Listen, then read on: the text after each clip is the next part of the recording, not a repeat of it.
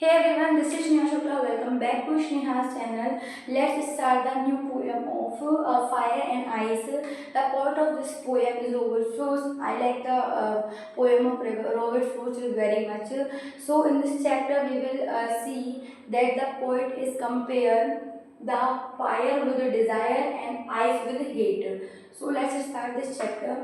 Some say the world will end in fire. सम से इन ice, यानी इसमें पीपल के बारे में बताया गया है कि कुछ लोग बोलते हैं सम से the world will and in fire, कि जो वर्ल्ड है, जो पूरा वर्ल्ड है वो एक दिन उसका भी एंड हो जाएगा, किससे? फायर से।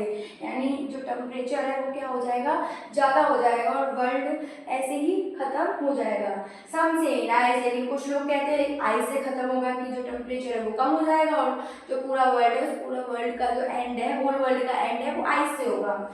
From what I have tested of desire, लेकिन पोइट क्या बता रहे हैं? From what I have tested of desire, लेकिन मैंने आज तक देखा है या मैंने जब तक जितना समझा है, क्या I hold with those who favour fire, मैं डिज़ायर को देखता हूँ, लोगों की जो ग्रोइंग डिज़ायर, उन डिज़ायर को देख के मुझे लगता है I hold with those who favour fire, मैं उनके साथ जाना चाहूँगा जो कि फायर को सपोर्ट करते हैं। वो बोलते हैं कि जो वर्ल्ड है, whole world would be destroy, would be end by fire, जो ये बोलते हैं कि जो वर्ल्ड है वो फायर से क्या होगा, हमारा डिस्ट्रॉय हो जाएगा या फिर एंड हो जाएगा। मैं उन लोगों का फेवर करना चाहूँगा, ऐसा पॉइंट बता रहे हैं आगे।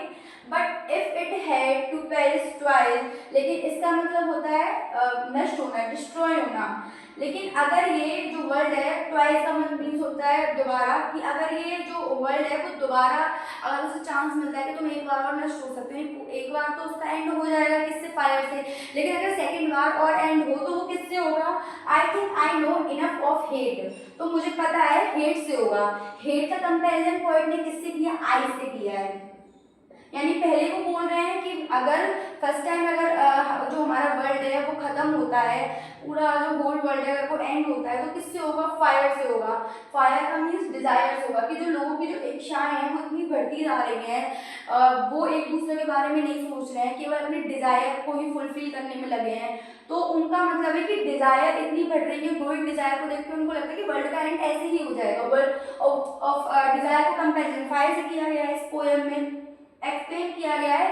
इसके थ्रू पॉइंट ने बताया है कि जो वर्ल्ड में चल रहा है क्या? डिजायर और हेट। डिजायर कर रहे हैं, फिर हम एक दूसरे से हेट कर रहे हैं। आगे आई think I know enough of hate, और मुझे पता है अगर उससे डिजायर से तो होगा ही, अगर सेकंड चांस मिलता है, सेकंड अपॉर्चुनिटी मिलती है वर्ल्ड को, कि मतलब पर्सन को या वर्ल्ड को, कि वो कैसे नष्ट होगा, तो मुझे लगता है कि to save I think I know enough for hate to save that for destruction ice is also a great and would surface. तो वो पॉइंट बताते हैं कि अगर जो वर्ल्ड है वो फायर से भी डिस्ट्रॉय हो सकता है और आइस से भी डिस्ट्रॉय हो सकता है, यानी कि फायर से तो होगा, लेकिन अगर उसे सेकंड चांस मिलता है, ट्वाइस अपॉर्चुनिटी मिलती है, तो वो आइस से डिस्ट्रॉय होगा, यानी टेम्परेचर कम हो जाएगा। बिकॉज ऑफ जो आइस है उसका कंपेरिजन हेट से किया गया है, यानी जो लोग हैं उनके अंदर एक तो ग्रोइंग डिजायर हो रहा है और ऊपर से वो क्या कर रहे हैं? एक दूसरे से हेट कर रहे हैं।